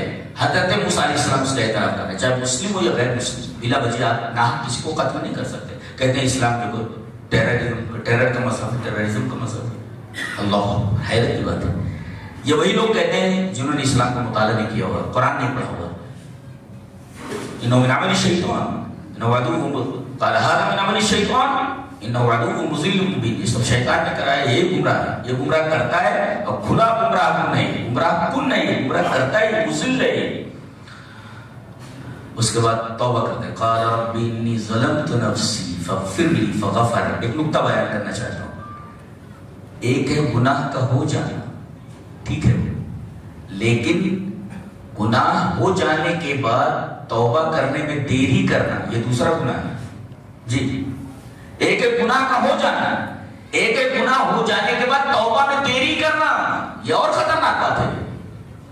یہ کہتے ہیں قال رب انی ظلمت نفسی فاغفر لی فغفر اللہ، فوراً توبہ کر دیں، دیکھو غلطی ہوئی، فاغفر لی، قال رب انی ظلمت نفسی فاغفر لی، اے اللہ مجھے بخش۔ اچھا ایک نکتہ اور معلوم ہے کہ صرف اپنے گناہ کا اعتراف کر لینا کافی نہیں ہے، بلکہ استغفار بھی ضروری ہے۔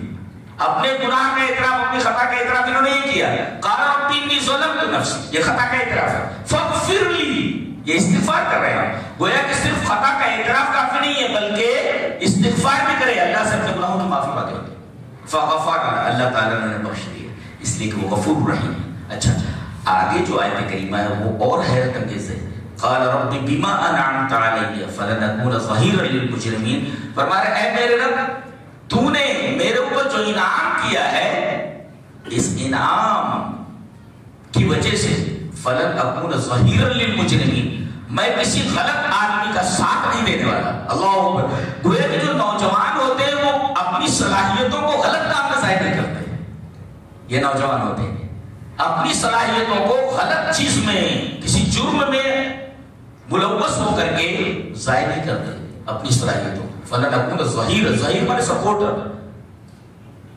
فلن اکون ظہیر للمجرمین، نوجوان اپنی صلاحیتوں کو جرم میں یا کسی خراب چیز میں ظاہر نہیں کرتے، اپنی صلاحیتوں کو بروئے کار لاتے ہیں، بہترین کام کرتے ہیں اپنی صلاحیتوں کے ذریعے۔ کیسے آگے بتایا گیا، یہ جو آدمی مر گیا تھا یہ حکومت کا آدمی ہے، یہ فرعونی ہے۔ اب تفتیش شروع ہوئی، مارا کس نے، مارا کس نے، پتہ ہی نہیں چل رہا تھا، اس لیے کہ سب بے خبر تھے۔ اللہ نے فرمایا حین غفلت، یہ جو کچھ ہوا ہے لوگ سو رہے تھے، پتہ نہیں چل رہا تھا کس نے مارا۔ سی آئی ڈی جھوٹے پتہ لگانا شروع کر دیا، مارا کس نے، یہ لاش تو موجود ہے، مارنے والا تو کوئی ہے، مقتول قاتل ہونا چاہیے، پتہ نہیں چل رہا تھا۔ اب دیکھا کہ ایک دوسرے دن دیکھا کہ وہ آدمی جو ہے جس کی وجہ سے وہ آدمی مارا گیا تھا، وہ پھر ایک اسرائیل میں اس سے فرعون سے جھگڑ رہا ہے۔ حضرت موسیٰ سمجھ گئے کہ بدماش ہے، یہ اپنا والا ہے۔ ایسا ہوتا ہے کبھی کبھی اپنے لوگ بھی خطا کار ہوتے ہیں جن کی وجہ سے پریشانی ہو جاتی ہے۔ جی اب مار میں دوڑے، وہ سمجھ گیا تھا کہ فائٹ اتنا مضبوط ہے ان کا، کہیں میرے اوپر پڑ گیا تو میں مر جاؤں گا۔ کہنے لگا اچھا تو جب مارنا تھا جبار میں دادا دادا بننا پھرتا تھا اللہ تک نے جبار میں فی الحال دادا گیری کر رہا ہے ایسا. اچھا تو نے جس طرح کل ایک آدمی کو قتل کیا تھا آج مجھے قتل کرنا چاہ رہا ہے. کہتے نہیں ہے کہ نادان دوست سے دانا دشمن بہتر ہوتا ہے. یہ نادان دوست ہے. ایسے آدمی سے دوستی نہ کرو جو پاگل ٹائپ کے ہو گئے سے. کہہ رہے جیسے کل آدمی ایک آدمی کو تو نے قتل کیا تھا مجھے بھی قتل کرنا چاہ رہا ہے. اب لوگوں کو معلوم ہو گیا کہ قاتل حضرت موسیٰ ہے. دیکھو اپنے والے نے بھید کھول دیا تو کبھی کبھی اپنے والوں کی بیوقوفی کی وجہ سے تکلیف ہو جاتی ہے. وہ تو کوئی ایک اچھا آدمی تھا ادھر گاؤں کے کنارے رہتا تھا شہر کے کنارے. وہ جا رجل باہر تھا وہ آیا اور کہا ان الملا یعتمرون بک لیقتلوا حکومت تیرے قتل کا فیصلہ کر رہی بھاگ جائے یہاں سے نکل جائے فخرج نکل جائے یہاں سے. حضرت موسیٰ علیہ السلام نکل پڑے بھاگ پڑے. ایک بدن پر کپڑا ہے اور کچھ نہیں نکل پڑے اور مدین کی طرف روانہ ہو گئے.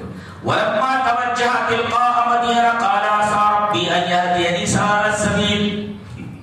ایک بات بولوں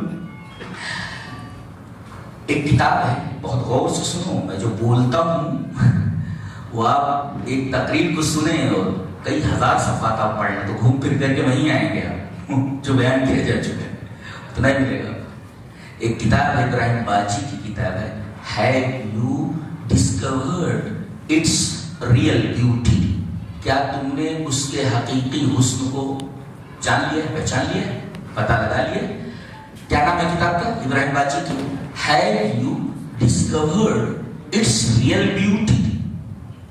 اس کے حقیقی حسن کو کیا تم نے پہچان لیا ڈسکور کر لیا. اس کتاب میں وہ لکھتے ہیں کہ ناروے کے ایک ہوٹل میں گیا تو ایک عیسائی لڑکا کرس نام کا وہ بیٹھا ہوا تھا. چونکہ میں مسلمان ہوں میں نے پوچھا کہ یہ بتاؤ تمہاری زندگی کا مقصد کیا ہے تمہاری زندگی کا مقصد کیا ہے. وہ حیران ہو گئے. کہا کہ یہ سوال زندگی میں پہلی بار مجھ سے کسی نے پوچھا ہے. اور بات کو آگے بڑھاتے اس نے کہا میری زندگی کا کوئی مقصد نہیں. میری زندگی کا کوئی مقصد نہیں. زندگی کا کوئی مقصد ہوتا ہے کیا. یہ کس کا جواب ہے اس لڑکے کا کرس کا جواب ہے جسے ابراہیم باجی نے اپنی کتاب ہے We Discovered Its Real Beauty کے اندر ذکر کیا ہے. آج دیکھو آج کل کے نوجوانوں سے پوچھئے کہ تمہاری زندگی کا مقصد کیا ہے. What is your goal of life? Yeah, what is goal of your life? آپ کی زندگی کا مقصد کیا ہے.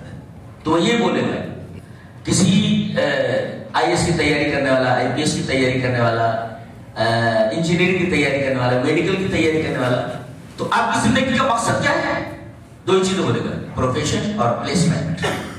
کئی جگہ مل جائے پلیس مل جائے کئی جگہ مل جائے بس نوکری مل جائے پلیسمنٹ مل جائے یا پروفیشن کوئی وظیفہ مل جائے کوئی جو ہے نوکری مل جائے پروفیشن اور پلیسمنٹ بس یہ زندگی کا مقصد. بولے eat drink and be happy. کھاؤ پیو موج کرو بس یہی زندگی کا مقصد ہے.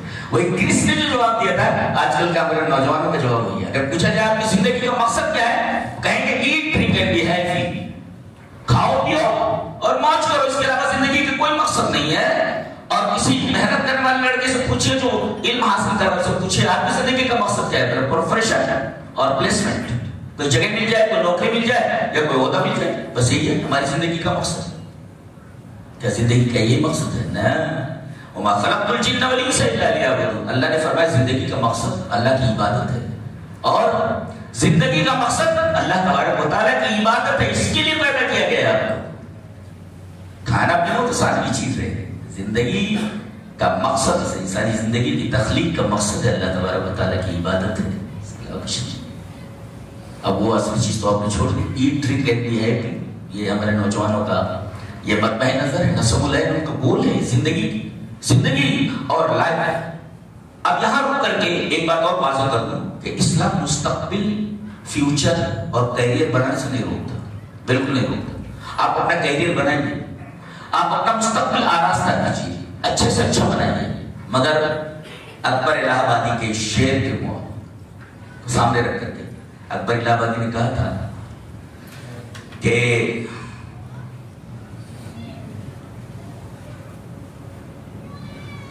تم شوق سے کالج میں پڑھو پارک میں کھیلو تم شوق سے کالج میں پڑھو، پارک میں کھیلو، جائز ہے، غباروں میں اڑو، چرخ میں جھولو، جائز ہے، غباروں میں اڑو، چرخ پہ جھولو، پر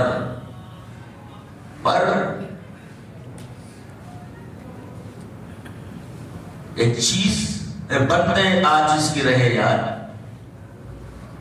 اللہ کو اور اپنی حقیقت کو نہ بھولو، ایسا کچھ انہوں نے کہا ہے۔ ٹھیک ہے، آپ تعلیم حاصل کیجیے، چاند پر جائیے، مستقبل سنواریے، لیکن ایک چیز اس بندے عاجز کی یاد رہے، اللہ کو اور اپنی حقیقت کو نہ بھولو۔ یہ دو چیزیں سامنے رکھ کر کے اپنا مستقبل سنواریے۔ اگر اس چیز کو آپ بھول گئے، اپنی حقیقت بھول گئے اور اپنے رب سے آپ کا تعلق ٹوٹ گیا، تو پھر آپ کا کوئی کیریئر نہیں ہے، آپ کا کوئی مستقبل نہیں، آپ کا کوئی فیوچر نہیں۔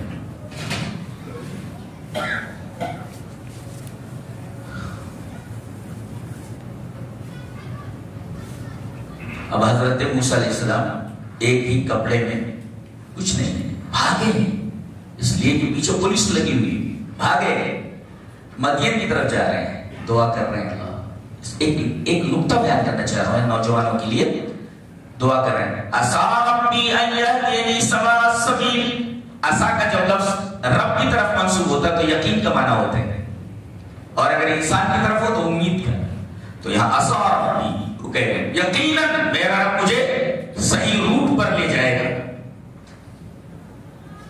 بے یاروں مددگار ہیں، کھانے کو نہیں ہے، پتے کھا کر کے 8 دن بعد مدین پہنچے، 8 دن بعد، کیسے بھوکے رہے ہوں گے، کیسی تکلیفیں اٹھائے ہوں گے حضرت موسیٰ نے، اور مدین پہنچے، بدن پر ایک ہی کپڑا ہے، کھانے پینے کے لیے کچھ ہے ہی نہیں، اور اللہ پر یقین مجھے سیدھا روٹ دکھائے گا، عسیٰ ربی ان یہدینی سواء السبیل، سیدھا روٹ دکھائے گا۔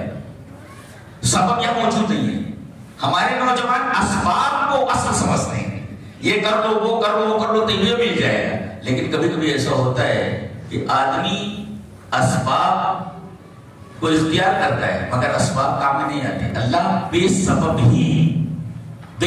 ہی کام پورا کر دیتا ہے۔ ایک نوجوان کو کیا چاہیے جس کے پاس کچھ نہیں ہے؟ وظیفہ چاہیے نا، نوکری چاہیے، بیوی چاہیے، لڑکی بھی چاہیے نا، نوکری بھی اور چھوکری بھی دونوں چاہیے۔ اچھا، انہوں نے دعا کی تھی اور اللہ تبارک و تعالیٰ نے، سبب موجود نہیں ہے لیکن چونکہ تعلق مسبب الاسباب سے، مسبب الاسباب سے، اسباب موجود نہیں ہے، مسبب الاسباب سے، اللہ تبارک و تعالیٰ سے تعلق ہے، تینوں چیزیں مل گئی، نوکری بھی اور چھوکری بھی اور مکان بھی، ساری چیزیں مل گئی، الوظیفہ، الزوجہ، السکن، تینوں چیزیں مل گئی۔ یہ پہنچے اور اس کے بعد دیکھا ایک پیڑ تھا، پیڑ کے نیچے بیٹھ کے سستا ہے، بھوکے بہت، پریشان ہیں، کچھ کھانے کو نہیں، کپڑے میلے ہو چکے، دیکھا کہ ایک کنواں ہے، اس پر بہت سارے چرواہے اپنی بکریوں کو، اپنے جانوروں کو پانی پلا رہے ہیں، ایک طرف کچھ لڑکیاں اپنی بکریوں کو روکے کھڑی ہیں۔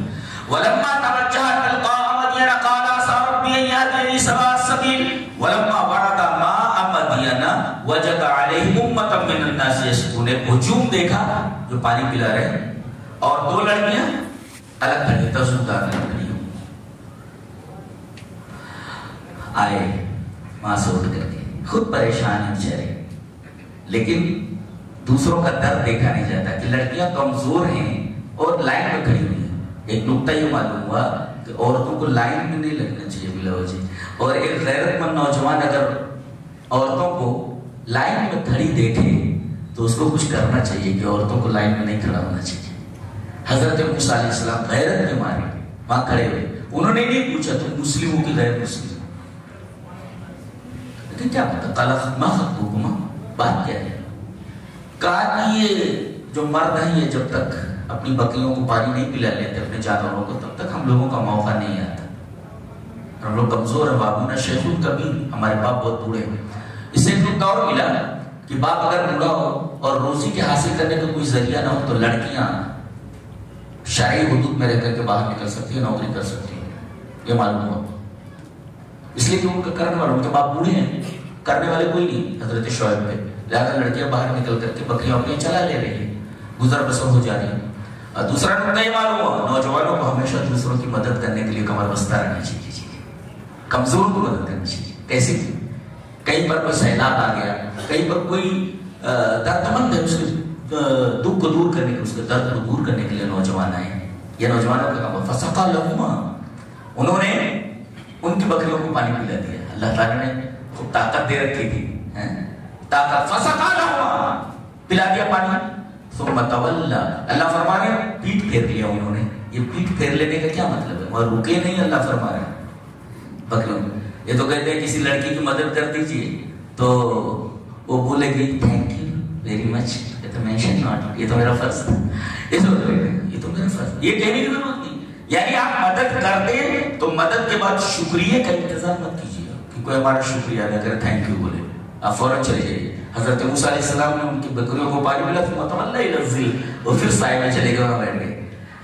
اللہ تبارک و تعالیٰ نے اور پھر وہاں دعا کر رہے ہیں فسقا لهما ثم تولى الى الظل وقال رب اني لما انزلت الي من خير فقير۔ اللہ، ایک نبی ہے، دیکھو پریشان حال ہے، سبب موجود نہیں ہے، پریشان حال ہے، کہہ رہا میرے رب میرے لیے جو خیر اتار دے اس کا میں محتاج ہوں۔ اسے پتا چلا الخیرات کلها تنزل من السماء، جتنے بھی خیر ہیں سب آسمان سے اترتے ہیں، ہم زمین میں خیر تلاش کر رہے ہیں۔ رب انی لما انزلت الی من خیر فقیر، اے اللہ جو تو میرے لیے خیر اتار دے اس کا محتاج ہے۔ یعنی ایک نبی بھی فقیر بھی ہوتا ہے، اللہ کا محتاج ہوتا ہے۔ اتنا بڑا، یعنی انبیاء بنی اسرائیل کے سب سے معزز نبی، معلوم ہے آپ کو، اتنا بڑا نبی گزرا نہیں ہے کوئی، اسی لیے بار بار آتا ہے اگر آج موسیٰ بھی زندہ ہوتے اور تم مجھے چھوڑ کر ان کی اتباع کرنے لگتے تو گمراہ ہو جاتے۔ حضرت موسیٰ کا حوالہ کریں، ابراہیم کا حوالہ کریں، حضرت عیسیٰ کا حوالہ کریں، اس لیے کہ یہ بہت بڑا عالم ہے، انبیاء بنی اسرائیل کا سب سے بڑا عالم ہے اور سب سے معزز نبی ہے موسیٰ، اللہ اکبر۔ ہاں، اور حضرت موسیٰ اور نبی کریم صلی اللہ علیہ وسلم میں کافی مماثلت ہے، اور آپ کی امت میں موسیٰ کی امت میں کافی مماثلت ہے، وہ ایک تفصیل ہے انشاءاللہ کبھی بیان کریں گے مماثلت کے بارے میں۔ تو قال رب انی لما انزلت الی من خیر فقیر، دعا بھی ختم نہیں ہوئی تھی کہ اللہ نے مسئلہ حل کر دیا، نوکری چھوکری مکان تینوں دے دیا۔ فجاءت الفتاة ہے، فوراً وہ آئی لڑکی وہ، فجاءت احداہما تمشی علی استحیاء، یہ لڑکی بھی نوجوان ہے اور یہ نوجوان ہے، یہ بھی نوجوان ہے۔ فجاءت احداہما، دعا کی انہوں نے میرے رب جو خیر آسمان سے تو اتار دے میں تیرا اس کا فقیر ہوں۔ فوراً لڑکی آئی۔ اس کا مطلب آدمی اللہ سے دعا کرے تو اپنی محتاجی بیان کرے، میرے رب میں بہت پریشان ہوں، بہت تکلیف میں ہوں، میرے رب ہم کو مانگنا ہی نہیں آتا تو ملے کیسے، میں فقیر ہوں، تیرا محتاج ہوں تیرے۔ جتنا اللہ کے سامنے ذلیل ہو جاؤ اللہ کو اتنا رحم آتا ہے اپنے بندے کو۔ ہم کو مانگنے کا طریقہ ہی نہیں۔ کتنے لوگ اس میں جو تہجد پڑھتے کوئی نہیں پڑھتا، کبھی پڑھ لیے تو پڑھ لیے، ہو گیا تو ہو گیا، جی جی تہجد پڑھتے ہیں، کون پڑھتا ہے؟ تو ایسا ہے جیسے ہی دعا کی فجاءت احداہما تمشی علی استحیاء، وہ لڑکی آ گئی اور کہنے لگی ان ابی یدعوک، میرے ابا بلا رہے ہیں، میں فادر کال سی ہوں، میرے ابا آپ کو بلا رہے ہیں، چلیے لیے جزیہ کا اجر ما سقیت لنا، آپ نے جو ہماری بکریوں کو پانی پلایا ہے اس کا بدلہ دے دیں۔ دیکھو مسئلہ حل ہو گیا، دعا، یقین اور پھر غریبوں کی مدد۔ اگر آپ فوراً دعا قبول کروانا چاہتے ہیں تو کسی غریب کی مدد کر دیں، دعا قبول ہو جائے گی۔ آپ اپنی دعا قبول کروانا چاہ رہے ہیں بہت جلدی تو اس کا یہ طریقہ ہے، کسی درد مند کو کہتے نہیں، عیسیٰ مرزوقی کے بارے میں نے پڑھا، ریاض سے پیپر نکلتا ہے، جریدہ نکلتا ہے عربی میں، اس میں عیسیٰ مرزوقی بہت بڑے ڈاکٹر ہیں، تو انہیں کچھ تکلیف ہوئی تو انہوں نے خود ڈاکٹر ہیں، وہ بہت بڑے اور چیک اپ جب کرایا تو پتا چلا کہ کینسر ہے اور لاسٹ اسٹیج پر ہے۔ تمام ڈاکٹروں نے کہہ دیا آپ بچیں گے نہیں، آپ کو پہلے سے دھیان رکھنا چاہیے، اور ڈاکٹر ہیں آپ، کہا کہ میں نے خیال نہیں کیا، کینسر بڑھتے بڑھتے لاسٹ اسٹیج تک پہنچ جاتا، بچنے کا کوئی سوال ہی پیدا نہیں ہوتا۔ انہوں نے کیا کیا، وہ حدیث ان کے سامنے تھی کہ وداؤ مرضاکم بالصدقہ، اپنے مریضوں کی دوا کو صدقہ دے کر کے، اپنے مریضوں کی دوا کو صدقہ دے کر کے انہوں نے تمام پراپرٹی اپنی کروڑوں کی ایک ایسی بیوہ کے نام لکھ دیا جو بڑی محتاج تھی، پریشان حال تھی، اس کے بچے تھے، اس کا کوئی نہیں تھا دیکھنے والا، کروڑوں کی پراپرٹی اس کے نام کر کر بعد میں چیک اپ کرے تو کینسر ہے ہی نہیں، کینسر نہیں۔ اللہ اکبر، ہم سبق کے محتاج ہیں، اللہ مسبب الاسباب، وہ سبب کو محتاج نہیں، وہ بغیر بادل کے پانی برسا سکتا ہے، ہر چیز پر قادر ہے، وہ سبب کو محتاج نہیں ہے۔ تو ہم کو سبب سے نہیں، مسبب الاسباب سے اپنے آپ کو جوڑنا چاہیے کہ مسبب الاسباب اللہ تبارک تعالیٰ ہے۔ دیکھیے یہ تینوں چیزوں کی، اب اس کے بعد پہنچتے ہیں۔ السلام علیکم وعلیکم السلام، کہاں سے آئے ہیں؟ بولے مصر سے آیا ہوں۔ فرعون سے بچ کر آئے ہیں؟ بولے بالکل ڈونٹ ویری، بالکل محفوظ جگہ پر آپ پہنچے، یہاں اس کی حکومت نہیں ہے، آپ کا کچھ نہیں بگاڑ سکتا۔ نجوت من القوم الظالمین، تسلی دے رہے۔ اس کا مطلب یہ ہوا کہ کوئی پریشان حال ہو تو اس کو تسلی دیجیے آپ، اگر کچھ نہ کر سکتا ہو تو بولیے، کوئی بات نہیں، بولنا اللہ ٹھیک کر دے گا۔ نجوت من القوم، یہ قرآن حکیم کیسی کتاب، اللہ سبحان اللہ و بحمدہ، دریا ہے علم کا، خزانہ ہے علم کا، انسانی زندگی سے مربوط سب عجیب و غریب کتاب ہے۔ نجوت من القوم الظالمین، ظالم قوم سے تم آپ کو نجات مل گئی، ڈونٹ کیئر، یہ اس کی حکومت نہیں ہے۔ اس لیے کہ جو پوچھا تو وقص علیہ القصص، تمام قصے بیان کر دیے انہوں نے کہ ایسا ایسا وہ بھاگ کر آیا، 8 دن ہو گئے مجھے اور بس پریشان ہوں۔ اب اس کے بعد وہ لڑکی جو ہے، وہ لڑکی اللہ نے اس کے اندر صرف ایک بات کو نمایاں کر کے بیان کیا ہے کہ بچی حیادار تھی۔ فجاءت احداہما تمشی علی استحیاء، یہ تمشی کا لفظ کیوں لایا گیا ہے؟ بول دیا جاتا حیادار تھی بس، تمشی کا مطلب یہ ہے کہ عورت یا مرد کے چال سے پتہ چل جاتا ہے کہ وہ کیسا ہے۔ جی وعباد الرحمن الذین یمشون علی الارض ہونا، مشی جو ہوتی ہے، مشیت چال جو ہوتی ہے وہ عکاس ہوتی ہے آدمی کے مزاج کا۔ اگر آدمی متکبر ہے تو اس کے چلنے کا انداز دوسرا ہوتا ہے، آدمی خاکسار ہے تو اس کے چلنے کا انداز، گویا کہ المشیت لغت، چال ایک زبان ہوتی ہے، آدمی کی جو واکنگ ہوتی ہے ایک زبان ہوتی ہے، آدمی چلتا ہے جیسا وہ بولتی ہے، یہ کس طریقے کا آدمی ہے، گویا کہ آدمی کی چال ایک لینگویج ہوتی ہے، ایک زبان ہوتی ہے، اس وجہ سے تمشی کر رہے ہیں۔ تو گویا کہ چل کیسے رہی طرح سے حیا ہے، حیا کرنے میں حیا پر چل رہی تھی، مبالغہ ہے یہ، ایک ہوتا ہے حیا کے نیچے رہنے، حیا کے اوپر رہنے، اتنی حیا دار تھی اللہ تعالیٰ، اور حیا بھی کیسی کا حیا کا ہے، یعنی زیادت اللفظ تدل علی زیادت المعانی، جو بہت حیا دار تھی۔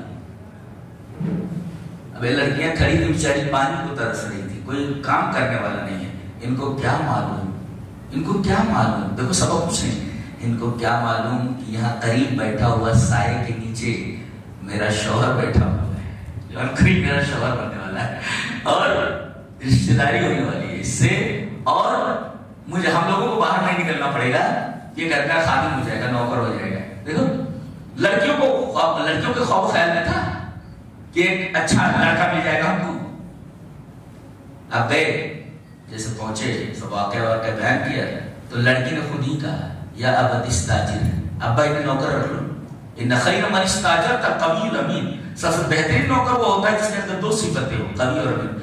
یہ دیکھیے پڑھی لکھی نہیں ہے یہ لڑکی، لیکن اس نے مینجمنٹ کا ایسا رول بتا دیا کہ سینکڑوں مینجمنٹ کی کتابیں پڑھ جائیے اتنا ہی ملے گا جس نے بیان کر دیا۔ مینجمنٹ میں دو چیزیں ہوتی ہیں، ایک تو جو ٹرانسپیرنٹ آنیسٹی، اور ایک ہوتا ہے جس کو کہتے ہیں طاقت، قوت، یعنی آدمی کے اندر صلاحیت ہو، ایبیلٹی ہو اس عہدے کو ڈیل کرنے کے لیے، اور دوسرے ٹرانسپیرنٹ آنیسٹی ہو، ایماندار ہو، قوی الامین، قوی الامین۔ پورے مینجمنٹ کو اس نے دو لفظوں میں بیان کر دیا، پڑھی لکھی نہیں تھی لیکن پورے مینجمنٹ کو دو لفظوں میں بیان کر دیا۔ یہ قرآن حکیم میں ہے، ان خیر من استاجر، جس آدمی کو نوکر رکھو اس کے اندر دو صفتیں ہونی چاہیے، ایک تو آنیسٹ ہو، ایماندار ہو، اور دوسرے قوی الائق، اس عہدے کو اچھی طرح سنبھال سکتا ہو۔ یہ دو چیزیں مینجمنٹ کا خلاصہ یہی ہے، پورے مینجمنٹ آپ پڑھ لو یہ دو چیزیں نکلیں گے، ان خیر من استاجر قوی الامین۔ اچھا کبھی ایسا ہوتا ہے کہ ویلنٹائن ڈے کے اندر کیا کرتا ہے، لڑکا لڑکی کو پروپوز کرتا ہے، اور اس سے پہلے ایک دن 8 فروری کو یہ پروپوزنگ کا معاملہ ہوتا ہے۔ ویلنٹائن ڈے سے ایک دن پہلے 8 فروری کو یہ لڑکے جو لڑکیوں کو پروپوز کرتے ہیں اس کو پروپوز ڈے بولتے ہیں۔ اس کے یہاں کیا ہے، باپ نے پروپوز کیا، لڑکے نے نہیں، باپ نے پروپوز کیا لڑکے کو کہ میں اپنی بیٹیوں کی 2 بیٹیاں ہیں، ان میں سے ایک کا نکاح تمہارے ساتھ کرنا چاہتا ہوں، قال ان اريد ان انكح احدى ابنتي هاتين على ان تاجرني ثمانية حجج، میں ان دونوں بیٹیوں میں سے ایک بیٹی کی شادی تم سے کرنا چاہتا ہوں اس شرط پر کہ تم 8 سال یہاں نوکری کرو گے، ان تاجرنی ثمانية حجج فإن أتممت 10 فمن عندك، اگر 10 سال میں پورا کر دو بہت اچھا ہے، لیکن 8 سال تک پورا رہنا پڑے گا اس شرط پر۔ اس شرط دیکھو کیا کیا مل گیا ان کو، لڑکی مل گئی، نوکری مل گئی، وظیفہ ملا، زوجہ ملا، دونوں مل گئی، اور تیسرا سکن مل گیا، مکان مل گیا کہ نہیں، رہ رہے نا وہاں، داماد ہے وہ۔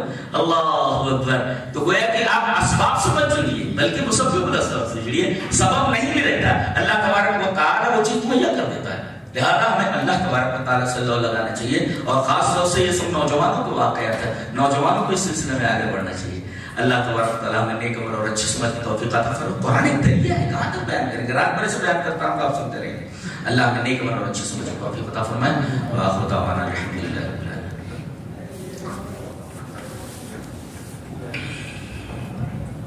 بس اٹھ نہیں رہے ہم لوگ۔